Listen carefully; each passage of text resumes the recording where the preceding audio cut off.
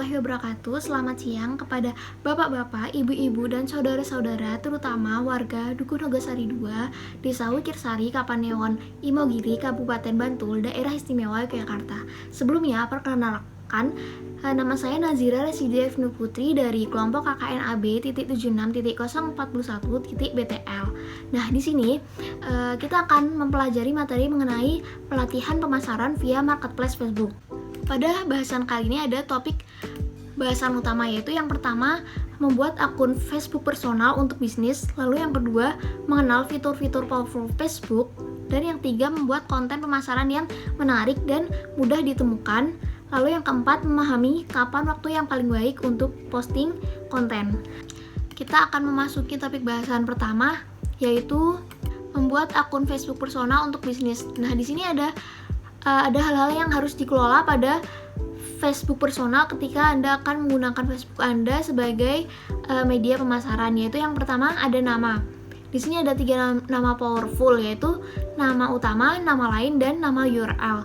Nama utama itu bisa diisi dengan nama individu, perorangan, atau nama toko Anda. Lalu yang nama lain itu sebagai pengenal jualan kita. Misal di sini saya menjualan strap max, maka di situ saya tuliskan strap max hijab Jogja. Nama lain ini bisa disetting di bagian detail. Lalu yang ketiga yaitu nama URL. Nah, nama URL ini diisi dengan kata kunci produk atau link marketplace atau juga link ke WA. Nah, misalkan bisnis Anda sudah memiliki akun Shopee atau memiliki website, Anda bisa menaruhkan linknya di nama URL tersebut. Lalu hal yang kedua yaitu foto sampul dan foto profil. Anda bisa memasang foto sampul dengan foto produk dagangan kita agar mudah dikenali oleh orang-orang yang melihat akun kita. Di situ contohnya saya membuat foto sampul dengan aplikasi yang namanya Canva. Pada foto sampul itu saya taruh produk strap max-nya, lalu saya beli tulisan jual strap max hijab friendly, dan juga ada nama tokonya dan ada WA saya. Selain foto sampul yaitu foto profil. Nah, pada foto profil ini Anda bisa memasang foto pribadi atau foto selfie Anda untuk meningkatkan kepercayaan kepada calon pembeli. Dimana ketika kita memasang foto profil dengan foto kita, maka orang-orang itu akan tahu, oh ini penjualnya foto profilnya ada, berarti dapat dipercaya nih, nggak mungkin tipu-tipu kayak gitu.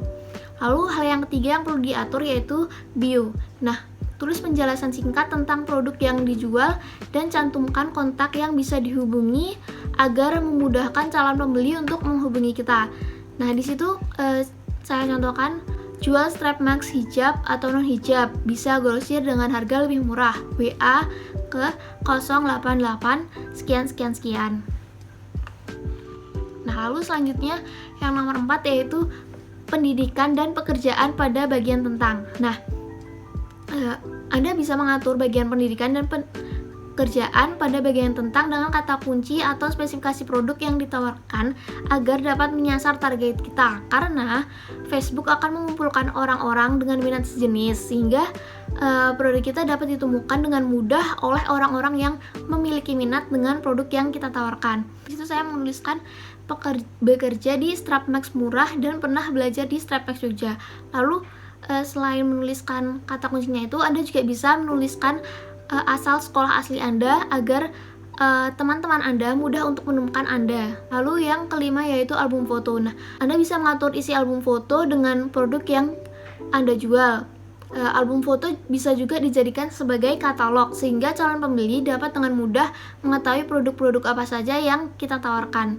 Lalu yang keenam, ciptakan interaksi. Anda harus membangun interaksi dengan teman-teman di Facebook agar mereka juga mau mampir ke akun kita ketika kita posting konten jualan kita. Misalnya, ketika Anda mendapatkan notifikasi teman yang sedang berulang tahun, maka Anda bisa mengucapkan kepada teman tersebut, "Selamat ulang tahun ya." Atau juga ketika di beranda Anda ada seorang teman yang sedang update status. Nah, Anda bisa memberikan like atau komentar agar ketika orang itu melihat konten kita, orang itu juga akan balik memberikan like dan komentar juga. Nah, dengan adanya like dan komentar dari orang-orang tersebut, maka konten kita akan lebih sering terlihat oleh orang-orang lain. Yang selanjutnya kita akan membahas fitur-fitur powerful Facebook. Fitur utama Facebook itu sendiri ada live event atau siaran langsung dan creator studio. Live event itu digunakan ketika kita menawarkan produk secara langsung kepada pelanggan yang hadir di live kita, dimana nantinya live event itu digunakan sebagai ajang jual beli yang pembelinya itu bisa berbicara dengan kita melalui kolom komentar. Nah, Creator Studio itu sendiri merupakan seperangkat alat yang digunakan untuk mengatur konten-konten yang akan kita posting. Misalnya, ketika kita memiliki rencana untuk posting konten pada jam 13.00 hari Senin. Nah, hari Minggu malamnya itu kita bisa menyeting konten yang akan disiarkan untuk jam 13.00 hari Seninnya. Nah, di situ kita bisa mengatur juga untuk di-post langsung ke beberapa grup.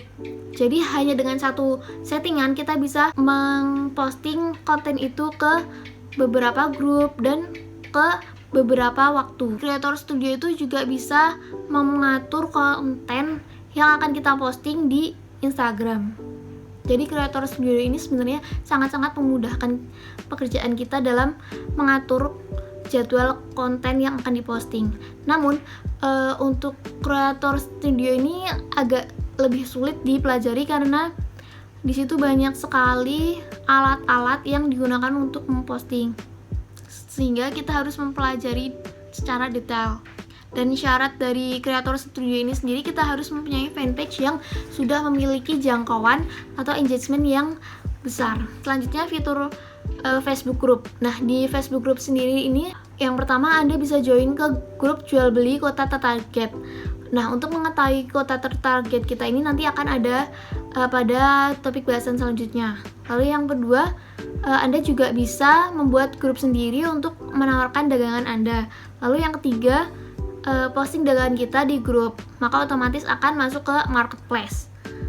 Nah, selain Facebook Group, ada juga yang namanya Facebook Fanpage. Di sini Anda bisa membuat Facebook Fanpage. Lalu atur bagian tentang atau about dengan deskripsi singkat yang berisi kata kunci dagangan. Lalu selanjutnya buat nama dengan kata kunci yang bisa didapatkan dengan Google Trends, dan posting konten dagangan disertai dengan foto produk Anda. Nah, pada satu akun Facebook personal itu bisa membuat 10 fanpage ya. Kita cukup membuat satu fanpage saja, yang penting kita bisa mengelolanya dengan baik dan secara maksimal.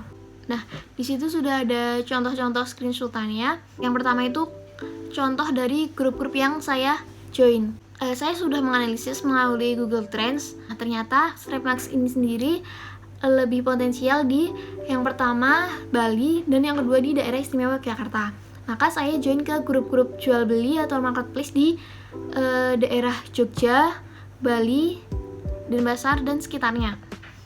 Lalu setelah join di grup-grup tersebut, maka saya memposting konten produk saya di grup-grup tersebut. Selain itu ada contoh fanpage yang saya buat juga. Di situ saya menuliskan namanya dengan Strapmax Kalung, karena dari Google Trends-nya itu menunjukkan kata kunci yang paling sering digunakan itu Strapmax Kalung. Lalu di username-nya itu merupakan nama toko saya, yaitu Strapmax Cantik. Setelah membuat fanpage, maka saya memposting konten saya di fanpage juga.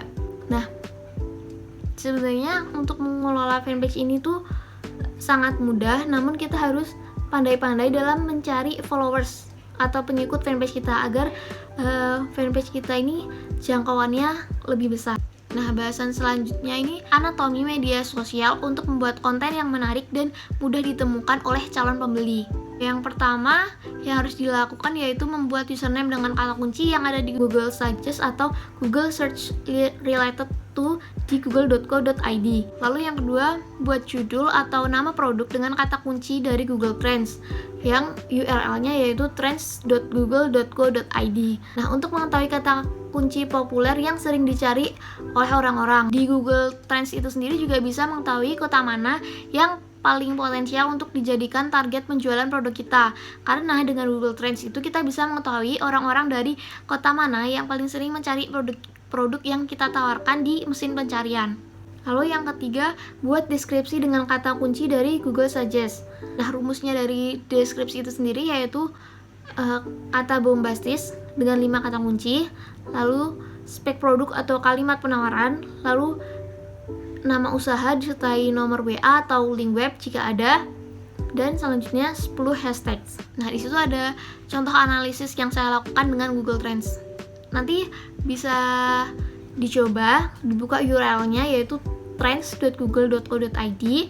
Lalu setelah terbuka, maka kita bisa masukkan kata kunci dari produk yang kita tawarkan. Nah, di sini kan saya menjual Strap Max, maka saya memasukkan kata kuncinya Strap Max. Setelah dimasukkan, nanti akan muncul dari provinsi mana saja atau bisa diatur juga kota mana saja yang paling sering mencari Strap Max di mesin pencarian atau di Google. Lalu muncul juga topik terkait ini Strap Max. Nah, di situ ada yang pertama tali pengikat, lalu yang kedua topeng, yang ketiga kalung, yang keempat mutiara, yang kelima Shopee. Nah, selain itu juga ada query terkait. Nah, query terkait ini merupakan kata yang diketik oleh orang-orang ketika mencari Strap Max. Nah, ternyata dari hasil analisis tersebut diketahui bahwa yang paling disering yaitu Strap Max Shopee, lalu Strap Max kalung, dan Strap Max mutiara. Nah, karena dari hasil ini hanya menemukan 3 query, maka saya menggunakan kata kunci lain untuk menambahkan kata kunci berikutnya. Yang pertama saya menggunakan tali masker karena tali masker itu merupakan bahasa Indonesianya dari Strap Max. Nah, dari tali masker itu ditemukan 17 query, yaitu tali masker hijab, tali untuk masker, cara membuat tali masker, dan lain-lain sampai 17. Lalu selain tali masker, saya juga menggunakan kata kunci pengait masker. Nah, dari kata kunci tersebut ditemukan pengait masker hijab, tali pengait masker, pengait strap masker, pengait masker rajut, dan cara membuat pengait masker hijab.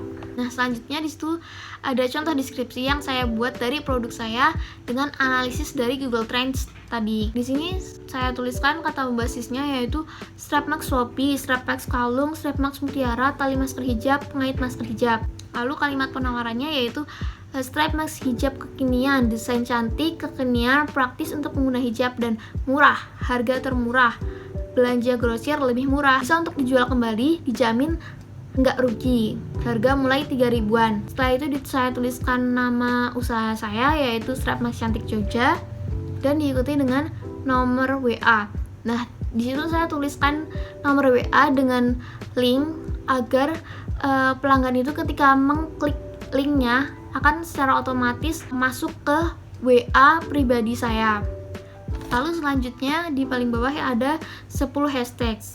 Nah, di situ saya menggunakan hashtag juga dari Google Trends tadi, yaitu ada Strap Max hijab, Strap masker hijab, Strap Max mutiara, tali masker hijab, tali masker kalung, pengait masker hijab, tali pengait masker, tali untuk masker, tali gantung masker, Strap Max murah. Nah, selanjutnya masuki bahasan yang terakhir yaitu kapan waktu yang terbaik untuk posting konten. Di situ ada grafik di waktu pukul berapa saja orang-orang itu paling sering membuka Facebook. Nah, itu dari biru muda itu yang paling rendah atau orang-orang paling jarang membuka Facebook, ke yang paling tua itu orang-orang paling banyak membuka Facebook itu. Dikutip dari Sport Social, berikut poin-poin penting untuk mengetahui kapan waktu terbaik posting di Facebook. Pertama, hari Selasa hingga Kamis jam 8 pagi hingga 3 sore adalah waktu terbaik untuk posting media sosial Facebook karena menunjukkan engagement yang konsisten. Sebaliknya, setiap hari, baik itu sebelum jam 7 pagi atau setelah jam 5 sore, merupakan jam posting dengan engagement terendah. Lalu secara global, waktu terbaik untuk posting media sosial di Facebook adalah hari Rabu jam 11 pagi dan jam 1 sampai 2 siang. Sedangkan hari Minggu dinilai kurang optimal dan sebaiknya dihindari, karena kemungkinan besar orang-orang jarang membuka media sosial di hari libur itu. Lalu selanjutnya untuk tujuan komersial, waktu yang tepat untuk posting di jualan di FB adalah hari Rabu jam 1 siang dan Jumat jam 11 pagi. Lalu setiap hari sebelum jam 8 pagi dan setelah jam 5 sore dinilai memiliki engagement rate yang buruk. Lalu selanjutnya waktu yang terbaik untuk posting konten dengan menentukan dengan Facebook Insights. Salah satu cara menemukan waktu terbaik untuk memposting di Facebook ke audiens Anda adalah dengan menggunakan fitur Facebook Insights. Nah, di fitur Insights sendiri itu kita bisa mengetahui konten-konten mana sajakah yang memiliki engagement paling tinggi atau memiliki respon terbaik dari teman-teman kita di Facebook. Dan juga kita dapat mengetahui di jam berapa saja sih orang-orang itu melihat Facebook kita, atau orang-orang itu memberikan like, komentar di postingan kita.